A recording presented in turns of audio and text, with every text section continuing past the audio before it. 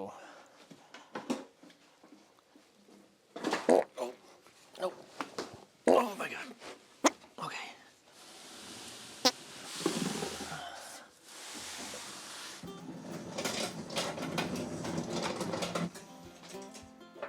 Oh yeah, that's a heavy one.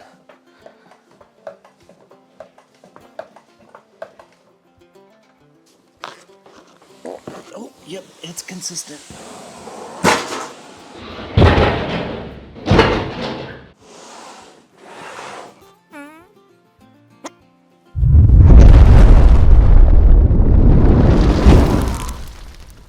What's going on, everybody? I'm Average Joe, and welcome to another Average video. All right, today's Average video, we're going to be taking a look at Orient Power's newer server rack battery. And I know there's already a couple of videos out there. I've already watched them. First one was from David Paz. Second one was Andy from Off Grid Garage. And the third one was Adam DeLay from Going Off Grid.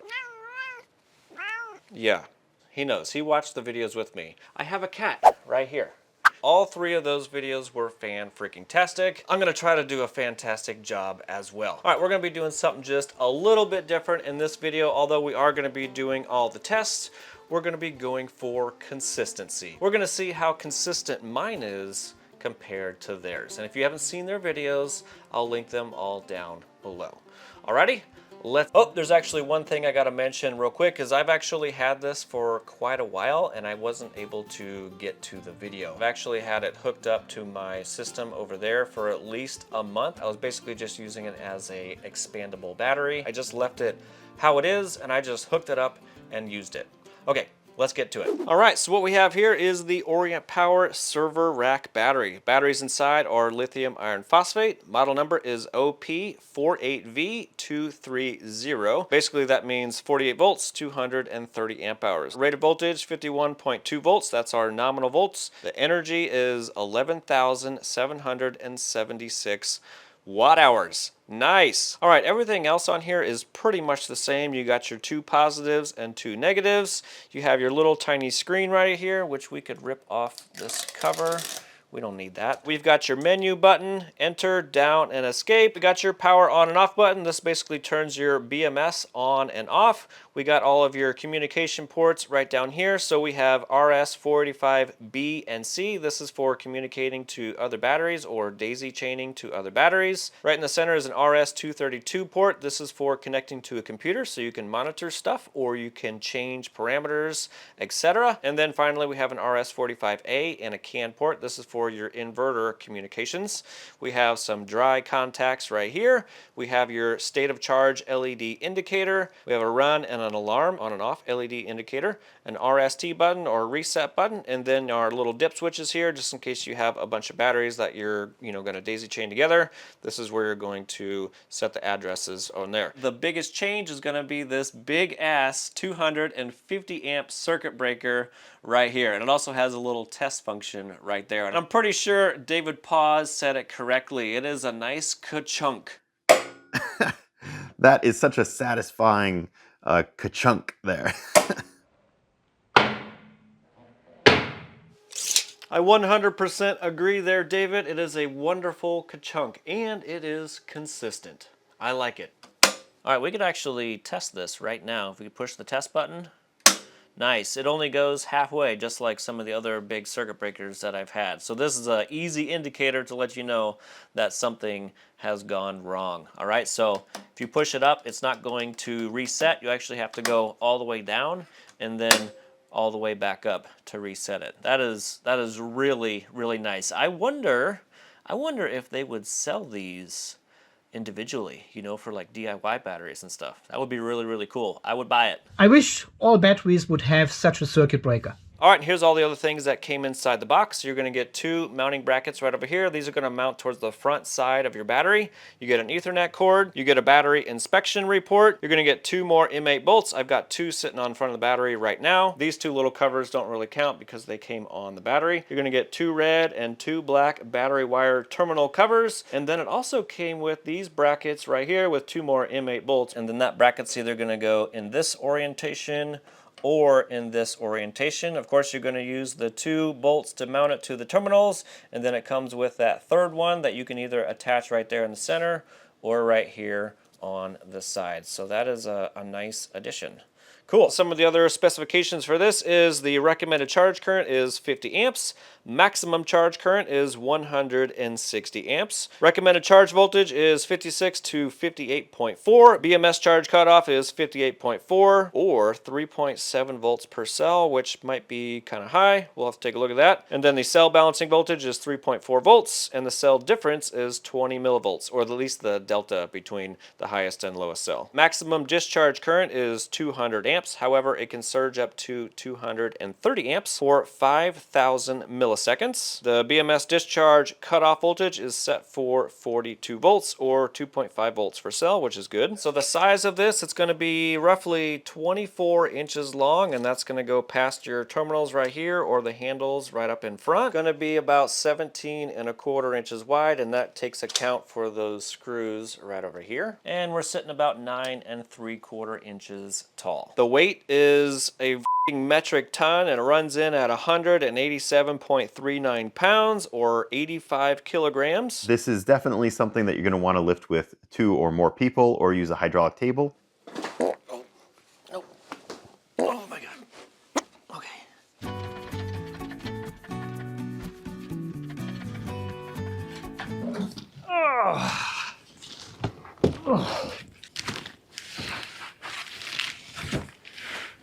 Oh, my fingers! It's just massive. You said it, not me, but you're correct, and I agree. It is massive and heavy. Alrighty, next thing we're gonna do is pop the top.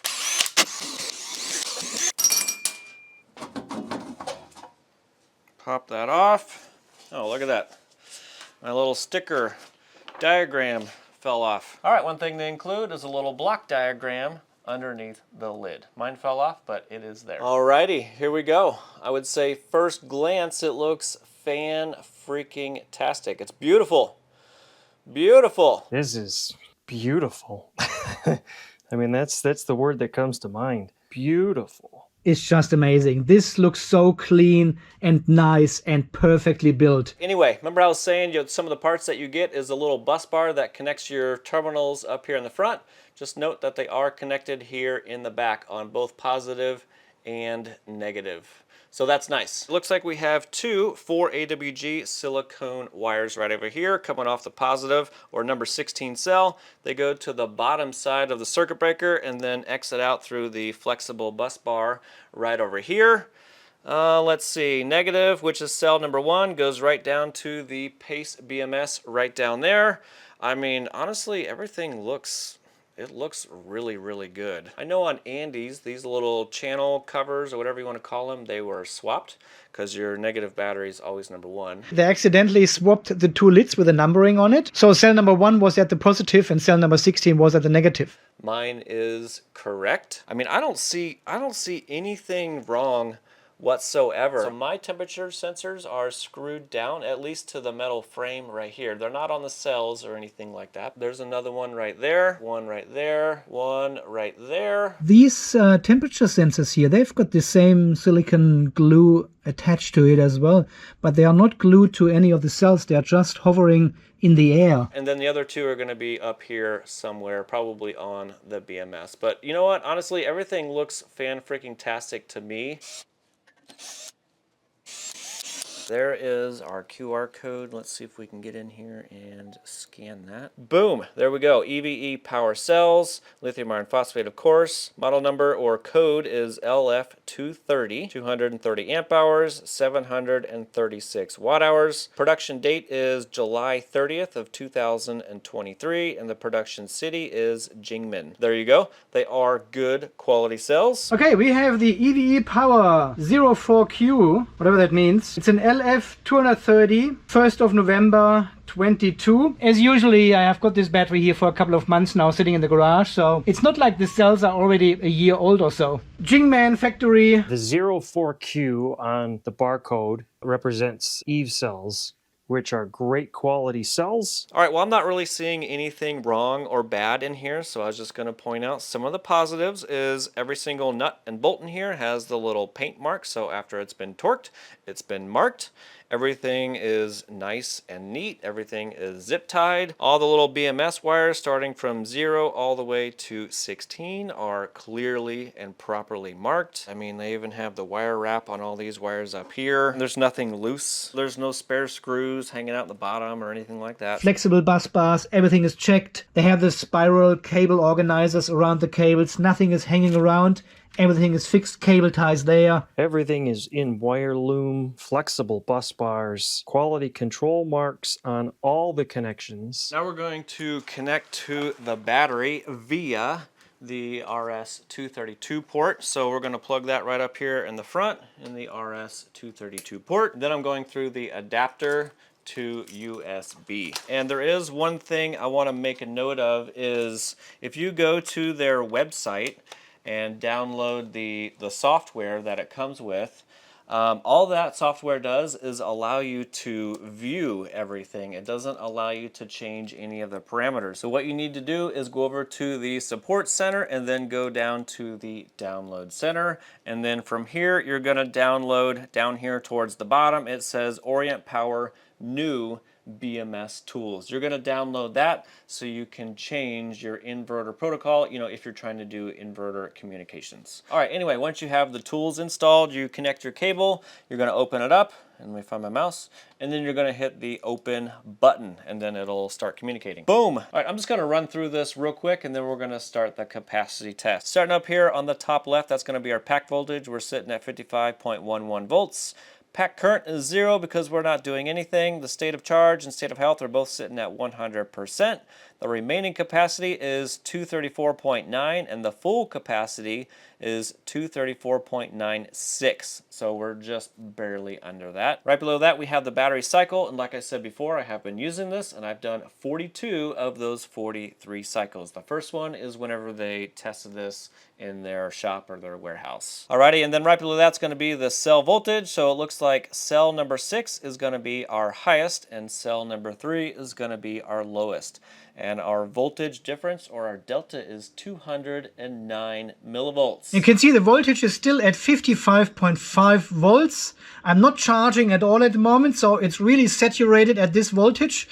And the deviation is only 36 millivolt across all 16 cells. An almost 100 millivolt deviation is actually pretty high. I'm saying this because none of the cells is actually, there's not one cell limping behind all the other ones. They're all in the same ballpark. So this one will actually eventually balance out itself. There we go, 100 millivolt. I would say this one is 100% saturated. This is how the battery comes to you basically.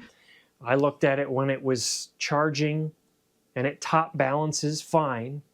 But it looks like we got all sorts of cells under here doing their balancing act. No alarms at the moment, but we are in a cell over voltage. That was probably from cell number 6. Oh, I do need to get the password. So you got 2 different passwords in here. The main page password is going to be here, and you're going to put that right down here and hit enter. All right, so we're going to go up here to parameter settings, and we're going to read all of these. All right, so in here is going to be all the protocols that are set whenever it comes to you. And it looks like I have basically the same cell over voltage protection at 3.7. We're going to change that down to 3.65, and we'll save that in just a second.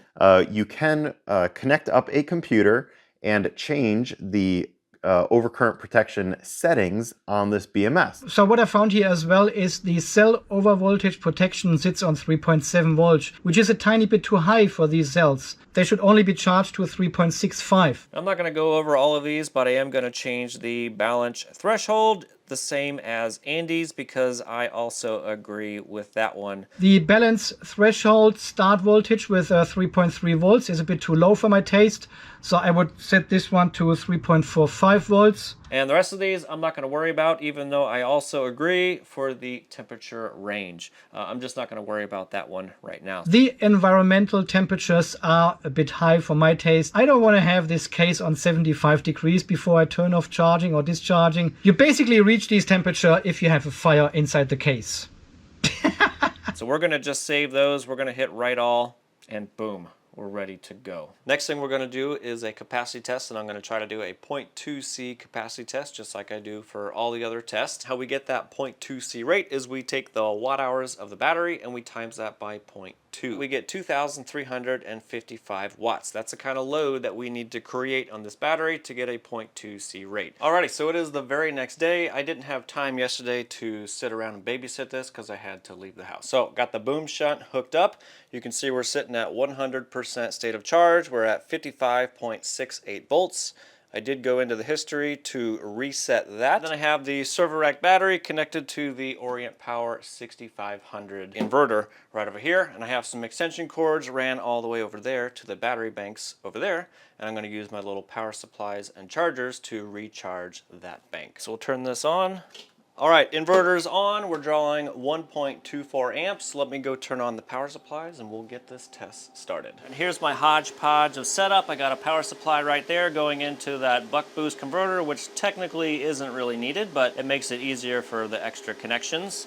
Got another power supply right here, which is also from Orient Power. And then I have the adjustable power supply right over here, which allows me to get to that 2,350 watt load. And all that is plugged in right over here, which goes up to the inverter, which is powering my house. And if you look at the BOOM shunt right here, we're drawing almost exactly a 0.2C rate. So we're at 2,350 to 60 watts. All right, and this is saying roughly a 5-hour capacity test. So once this is done, I'll be right back. All right, time is 3:10, and this is where we're sitting right now. 51.7 volts, still drawing 47 amps.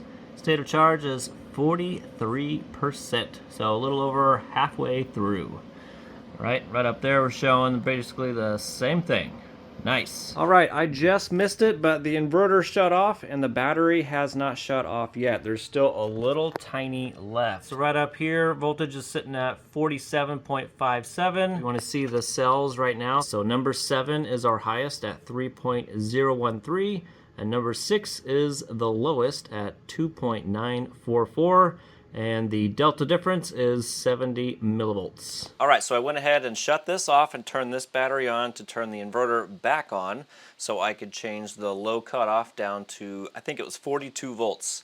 So I shut that battery back off, turned this one back on, and now we're going to continue the discharge test. And I don't think this will last very long, honestly. But if we can squeeze out a few more amp hours and then get to our 11.7, that will be fan-freaking-tastic. All right, getting down there towards the bottom.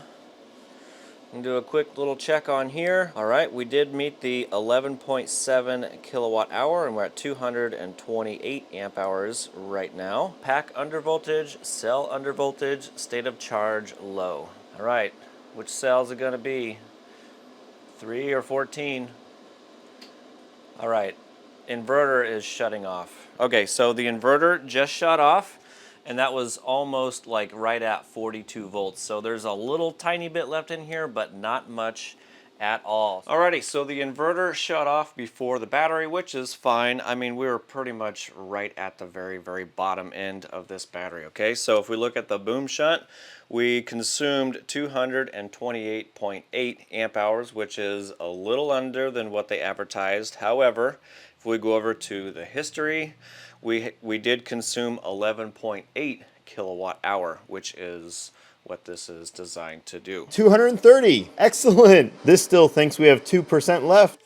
Well, up to 232 amp hours, 11.9 kilowatt hours, 233 amp hours. We did it, 12 kilowatt hours. I mean, oh, that's excellent. 234 amp hours. So 233 ampere hours, 11.9 kilowatt hours. And the inverter has given up, not the battery. 227.7 amp hours. So almost that 230, not quite. What's interesting is the inspection report shows factory capacity was 235.3 amp hours. It was the battery that turned off, not the inverter. Mine says 235.9. Alrighty, so out of those 4 tests, I would say David's was the best. Andy's was second best. Mine was third best. And Adam's, I'm just kidding. I guess I'm not really sure how they test that because mine says 235.9 on the inspection report, but that's what mine says and that's what I got. All right, now we're gonna do the communication to the LuxPower inverter. This is the 12K or the 18 kPV. So basically all I did right now is I plugged the cable into the RS-232 port and plugged the other end into the computer, all right? So in order to change the protocol, well, I'll just show you. All right, so we're going to open up the BMS tools, and we can go ahead and hit the open button, which will start the communication. All right, so there we go. The next thing we need to do is go get that protocol password. Alrighty, and then we're going to go over to System Config. We're going to hit the read button right here. All right, and you can see that I've already put these in here. However, I do want to make a quick note, at least for this inverter right here, is protocol 6. For LuxPower does not work. We actually have to scroll down to option 11 right here. At least that's the one that I figured out can work. All right, so we're going to change that. We're going to put our password in here, and then we're going to hit the right button. Alrighty, next thing we got to do is connect the Ethernet cable to the battery and the inverter, and then go into the inverter settings and change that protocol. Over here on the battery, we're going to plug into the RS-485A port. And again, if you can't do that port, you can use the CAN port right over here. And then up here on the LuxPower inverter, I'm going to remove my other battery system communication, and we're going to plug this one right in there. And then on the LuxPower inverter, we're going to go over to the settings. I'm going to go to advanced and then scroll down. Right here we've got battery type, which is lithium, and then lithium brand is going to be our protocol. So we're going to change option 2 to option 6 for this battery, and we're going to set that. That's going to go to OK. We'll go to home. All right, we're going to let this reset. All right, there it goes. Now we're sitting at 33% state of charge. Battery voltage is at 52.5 volts. We just had to wait for this to show up. Okay, now that that is set, we can go back over here. I mean, it's not really going to show us much on here. However, I can log into the LuxPower app and we can see the communication right there. All right, here we go. Now we're logged into the LuxPower inverter, and right over here is going to be the battery information, at least the stuff that you might be interested in for battery communications. So you can see we're sitting at 33% state of charge. Battery voltage is 52.5 volts. And right down here is going to be the BMS information. So limit charge is set to 195 amps, and the discharge is set for 195 amps as well, because this is a 200 amp BMS. All right, next thing I want to do is daisy chain the second battery so we can see what changes up on here. I don't know if I mentioned it before, but the address up here is set to 1. That's the first dip switch going up. And this one is going to be set on 2, so the second one is going to be up. And we're just going to plug in from B right over here, and we're just going to go over to B over here. And we'll give it a second and let me refresh it. Actually, we can go over to the BMS tools real quick, and then we can see that right over here. Should show up, I believe. Yeah, there it goes. All right, so this is going to be battery number 2. So that is connected. Let me go back over to the LuxPower app and do a refresh, and we'll see what changes. Boom! There we go. So now, if you look at the BMS parameters, we changed from 390 amps for the charge and 390 amps for the discharge. Okay, now what I'm going to do is connect up this third battery right here, and we'll see what changes. For battery number 3, the first 2 dip switches are on and the rest are off. Grab another wire. We're just going to plug in to C. I don't think it really matters. We're going to plug in right up here. All right, we'll go back over to the BMS tools real quick and see if we can access the third battery, which we can. We can access the third battery. However, since we already have the 230 amp hour batteries in front, the BMS down here is also going to show a 200 amp BMS, even though it is a 100 amp BMS. Boom, there we go. Now we got the third one connected, and if you look at the BMS parameters now, we jumped all the way up to 585 amps for charging and discharging even though, you know, this inverter can't really do that. But that's not the actual point. The point is you get communication, so that gives you accurate percent state of charge, voltage, etc. Nice. And of course, we can't forget it also works on the Orient Power Powerwall battery right here, because this is basically the same as the 100 amp hour server rack battery that we have right back here. Yep, I might have to pull out one of them old server racks that I have. Alrighty, we're gonna start wrapping up this video. So if we're going for consistency between at least the 3 other videos that I watched, which was David, Andy's, and Adam's, I would say they're all really consistent with each other. The really big difference that I saw was just the capacity test.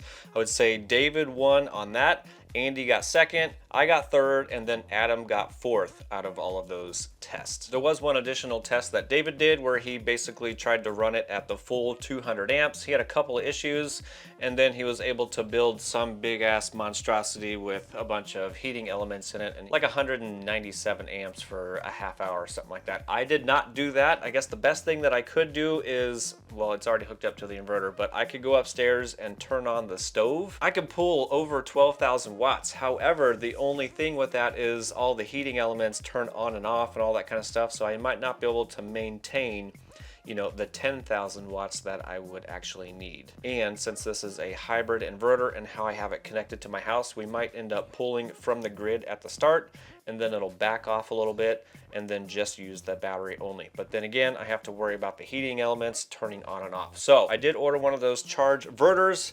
It's not here yet, so I can't really do anything about that. But the point is, between the 4 batteries that I could tell, they are all very consistent with the quality, the testing, basically everything about the battery. It's a really good battery. Now, there was a few different things with Andy's compared to ours. I want to say he might have gotten like version 1. So he had a couple issues with his. I know the little wire troughs, they were in the wrong position, and then I think his battery positive and negative wires might have only had 1 red positive, and it might have been like a 7 AWG wire. The negative, I think it had 2. They have, of course, addressed that. I'm pretty sure his was just a production model, that's all. And if you're also wondering why I have a second 230 amp hour battery that I really didn't show in the video at all, that is because I actually got this one a long time ago, way before that one over there. This one was probably sent the same time maybe David and Andy got theirs. However, this one was sent unassembled. I was supposed to do a video on this quite a long time ago. However, they never gave me confirmation to go ahead and assemble it to do that video. So anyway, after the capacity test, I brought this over here to start recharging it. I just went ahead and assembled this one. That way I could show you that they all can communicate together, etc. Even though I had to assemble this one all by myself, you know, all the quality is basically the same. The only thing that is different between this one and that model right there is the temperature probes would be more like Andy's, where they don't actually connect to anything. Other than that, everything is exactly the same as that one. So the only thing I haven't done on this one yet is a capacity test. All right, so for complaints, I really don't have any because honestly, this is a really good battery. We can't really complain about the weight. You know, it weighs a freaking metric ton, but I mean, it has 16 230 amp hour batteries in a steel box. I mean, it's gonna be heavy. Now, if I had any sort of complaints at all, it would be some of the settings or the parameters that are set in the BMS. You know, like the over voltage for the cells is set for 3.7 volts. Those are easily fixable. You know, we can go in there and change that. And then again, the other one is the balancing at 3.45 volts per cell. I'm a big fan of that as well. So are those complaints? Yes, but they're easily fixable, you know, if you want to change them. And for the positives, I would say there's more positives than the one negative. I mean, the quality control in them is fan-freaking-tastic. They're using EVE cells, you know, everything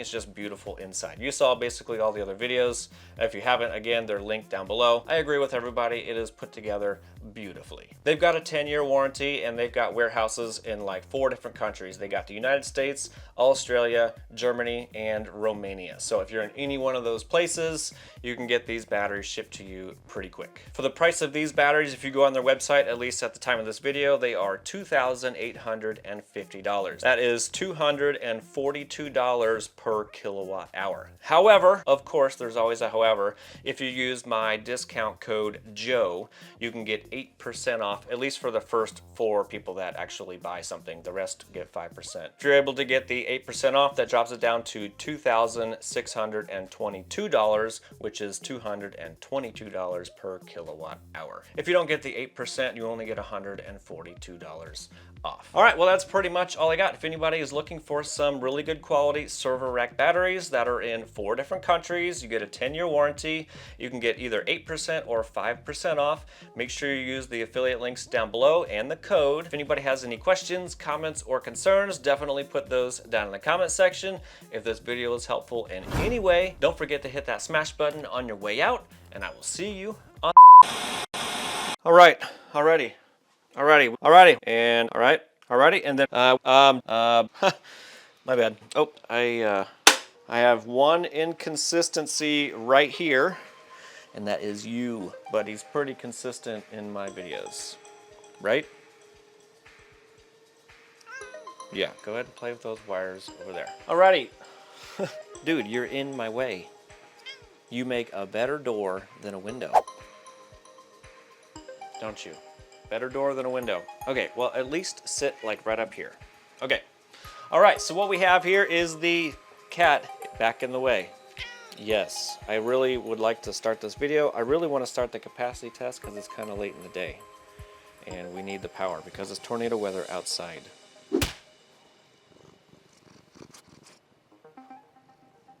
I probably should have started out with a different shirt, huh? Because you're going to get this one all hairy. All right, so what we have right over here is you're literally like right in the way, which is consistent.